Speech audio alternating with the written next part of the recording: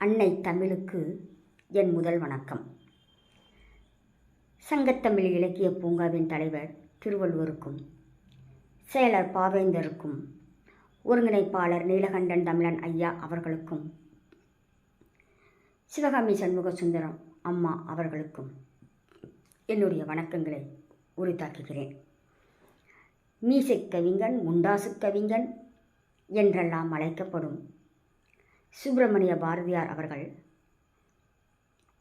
கண்ணன் பாட்டு, குயில் பாட்டு, பாஞ்சாலி சபதம், பாப்பா பாட்டு போன்ற நூல்களை எழுதியதோடு மட்டுமல்லாமல் தேசிய ஒருமைப்பாடு பற்றியும் எழுதியுள்ளார்.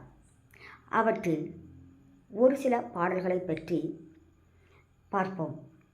முதலில் தேசிய ஒருமைப்பாடு பற்றி பார்க்கலாம்.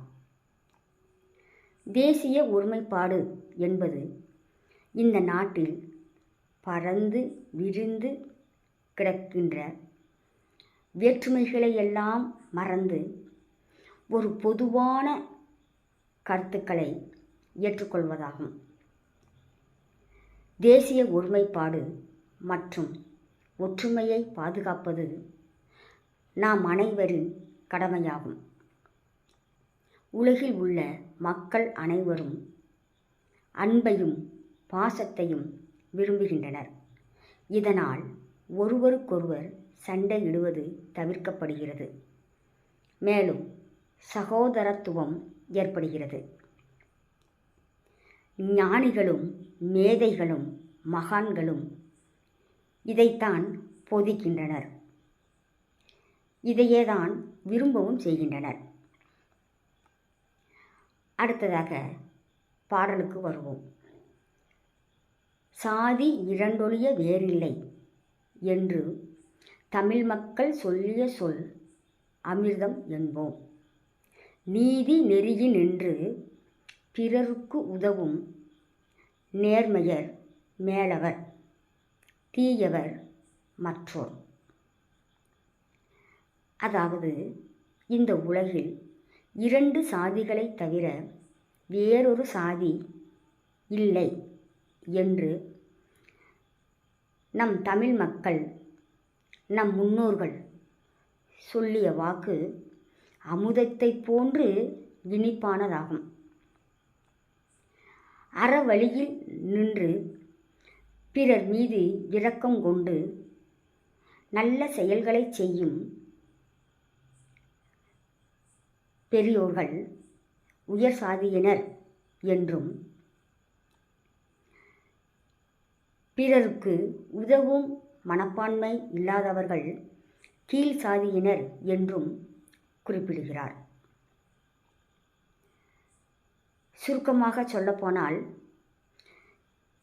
பிறருக்கு உதவி செய்பவர்கள் உயர் சாதியினர், பிறருக்கு உதவி செய்யாதவர்கள் கீழ் சாதியினர் என்று குறிப்பிடுகிறார்.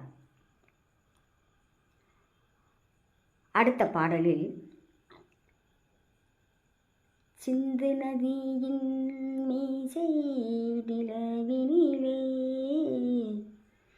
சேரணன் நாட்டிலம் பெண்களுடனே சுந்தர தெலுங்கினில் பாட்டிசைத்து தோணிகள் ஓட்டி விளையாடி வருவோம்.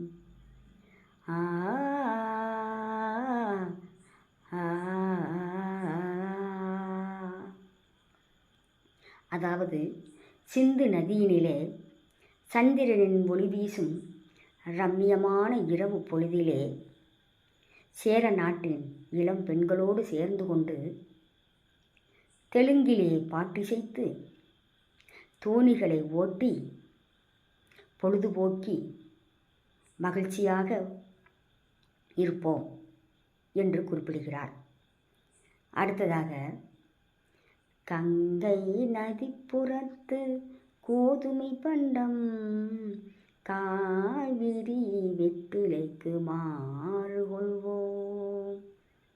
சிங்க மராட்டியர்தம் கவிதை கொண்டு சேரத்து தந்தங்கள் பரிசளிப்போம். அதாவது உள்நாட்டில் உற்பத்தி செய்கின்ற பொருள்களை எல்லாம் பண்டமாற்று செய்து தற்சார்பு பொருளாதாரம் பேணி வாழ்வோம் என்று குறிப்பிடுகிறார். இவருடைய பாடல்களை எல்லாம் படிக்கும் பொழுது இவருடைய கனவு காணலாகி போய்விட்டதோ என்று தோன்றுகிறது. ஆம், கல்வி, பொருளாதாரம், இனம், மதம், தொழில் போன்றவற்றில் வேறுபாடுகள் குவிந்து கிடக்கின்றன. அவருடைய கனவு நனவாக வேண்டுமென்றால் அவருடைய பாடல்கள் எல்லாம் மக்கள் மனதில் பதிய வேண்டும்.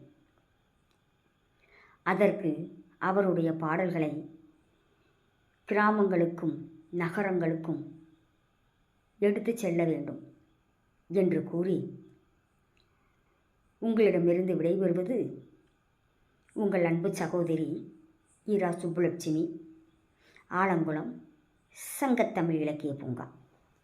நன்றி.